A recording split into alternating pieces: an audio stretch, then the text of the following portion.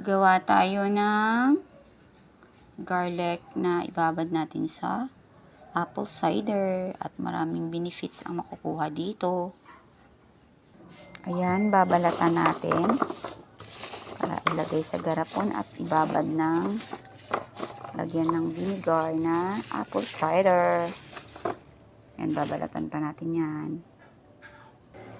Ayan, ganyan gawin sa bawang. Babalatan yan. Babalatan natin at ilagay sa mamaya sa garapon para ibabad ng 3 days mo na pwedeng kainin para hindi masyadong matapang kasi yun pagka hindi pa nababad sa apple cider para iwas mga sakit-sakit pang yun pangontra.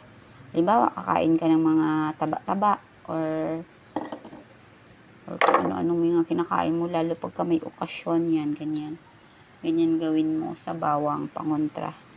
Ayan na, natapos na nating balatan and then ilagay na natin sa ating garapon para malagyan ng apple cider.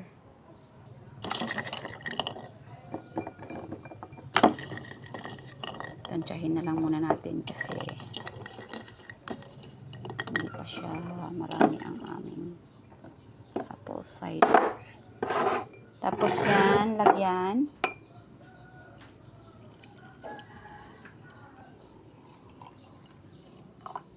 Yan, tamang-tama lang pala yung apple cider. Then, takpan. Yan, meron ka ng bawang na after 3 days, pwede mo na siyang kainin. Isabay mo sa sa pagkain para nguyain mo para mas maganda yung Ayan. Sundan nyo lang. Madali lang naman.